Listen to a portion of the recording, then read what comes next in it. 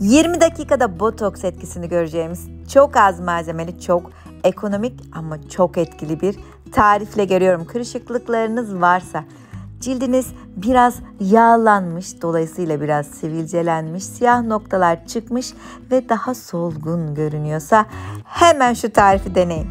Yumurta aldım. Yumurtanın akını kullanacağım.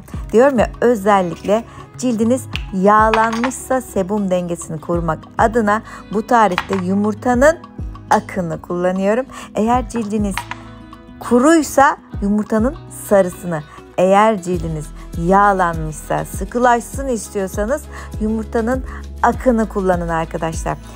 Bir yumurta akı fazla geliyor. O yüzden yarım tane yumurta akını bir kaba aldım. Bunu iyice karıştırıyorum.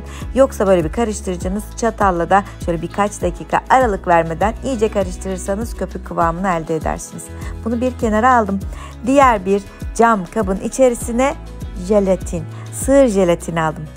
Pastacılardan, marketlerden, aktarlardan uygun fiyata alabilirsiniz. Şöyle 100 gram alsanız size aylarca, yıllarca yetecektir.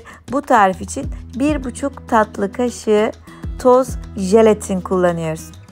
Şimdi üzerine biraz süt ilavesi yapacağız. Bu da cildimizi çok güzel aydınlatacak, nem dengesini sağlayacak ürünlerden birisi.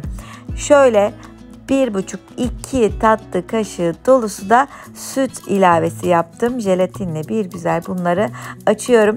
Eğer mikrodalganız varsa daha pratik oluyor. Bunu hemen 15 saniye mikrodalgada ısıtıyorsunuz. Yoksa sıcak suyun içerisine, şöyle sıcak su dolu ayrı bir kabın içerisine benmari usulü birkaç dakikada eritebilirsiniz. Ben hemen hızlı olsun mikrodalgaya attım. 15 saniye sonra çıkartıyorum. Tamam. Jelatinim süt ile çözüldü. Hazır. Süt yoksa su ile de açabilirsiniz. Biraz sıcak su döküp çözdürebilirsiniz. Daha pratik olur.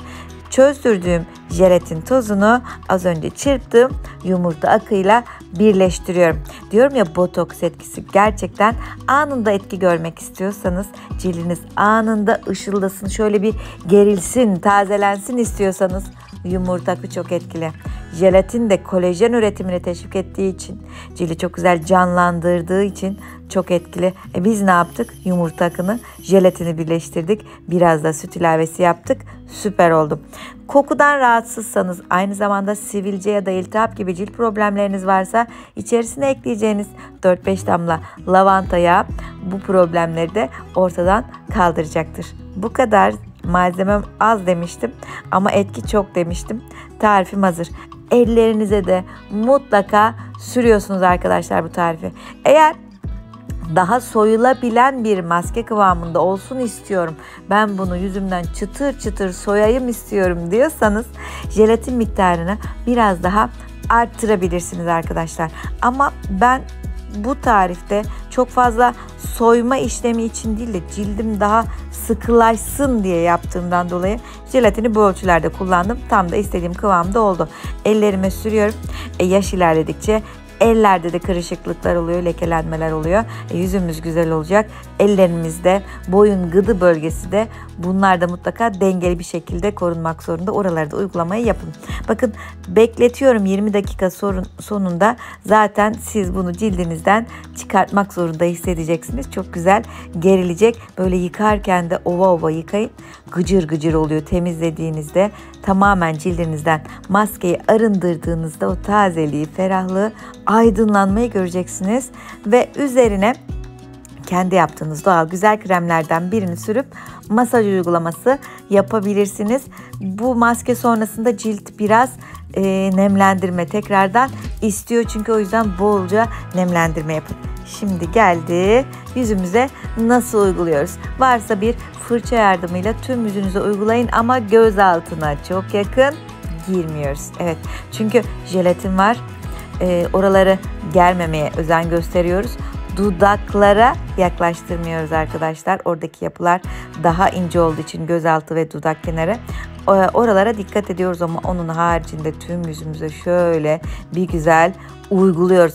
Alında kırışıklıklar varsa, gıdı bölgesinde kırışıklıklar varsa, dudak kenarındaki o laugh line dediğimiz çizgiler varsa oralara bol bol sürün arkadaşlar. Dilerseniz burun üzerindeki siyah noktaları soymak istiyorum derseniz oraya peçete uygulaması yapın. Bir kat maskeden sürün peçete.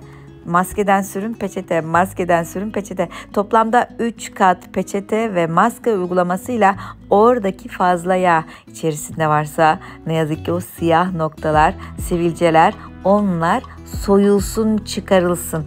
Yani ben maskeyi tüm yüzüme, boyun, gıdı, el uyguladım. Yalnız burundaki siyah noktalar ve fazla yağlı dokuyu söküp atmak istedim. Oralara o yüzden T bölgesinde sizde de yağlanma problemi varsa özellikle T bölgesine peçete uygulamasını yaptım. 3 kat halinde. Bakın maskeden sürüyorum. Tekrardan ince bir kat peçete uyguluyorum. Tekrardan maskeyi sürüyorum ve bekledikçe orası böyle katılaşıyor. Peçete katı bir form almış oluyor. Ama ilk katında şöyle bir sürdüm maskeyi tüm yüzüme. Biraz beklettim. Sonrasında o yağlanmanın fazla olduğu T bölgesindeki atıkları, kiri, pisi, siyah noktayı, sivilceyi gidermek için peçete uygulaması yaptım ben. Derseniz ki bende siyah nokta yok, o zaman peçete uygulaması yapmak zorunda değilsiniz. 20 dakika bekledik. Sonra bir güzel şöyle çıtır çıtır maskeyi, peçeteli kısımları cildimden böyle soyuyorum. Orada böyle beyaz beyaz yağlar oluşuyor bazen, biliyorsunuzdur. Yanlış beslenmeden olabilir, mevsim değişikliğinden olabilir ya da cilt yapısından olabilir. Onlara zaman zaman müdahale edip daha ileri formlara gelmesini engellemek için böyle güzel maskeler gerçekten çok gerekli oluyor. Çok da işe yarıyor. Burun üzerinde bakın. Özellikle kenar kısımda beyaz beyaz yağlı kısımlar varsa onları çok güzel temizliyor. Yani burun bandı kullanmanıza gerek kalmıyor. Alındaki yağ alıyor ve o kırışıklıkları çok güzel dolduruyor. Bakın peçeteli kısımları çıkarttım dedim ya, beklettikten sonra maske size artık bunu çıkartma zamanı geldi diye ipucu verecek. Bakın cildim nasıl gerildi. Görüyorsunuz. Yapış yapış oldu. Şimdi artık bunu yıkama zamanı. 20 dakikanın ardından bir güzel önce ılık sonra soğuk suyla yüzümü yıkadım. Sonrasında da kendi yaptığım E vitaminli susam yağlı çok güzel bir kremim vardı. Onu sürdüm. Masajımı aşağıdan yukarı, içten dışa doğru yaptım. Sonra hafif de bir makyaj yaptığımda cildim çok daha sağlıklı, taze, güzel görünüyor. Bu tarifi haftada bir kez yapıyoruz botoks etkisiyle. Şöyle daha sıkı, temiz, güzel cilde kavuşuyoruz. Umarım siz de dener beğenirsiniz. Bay bay.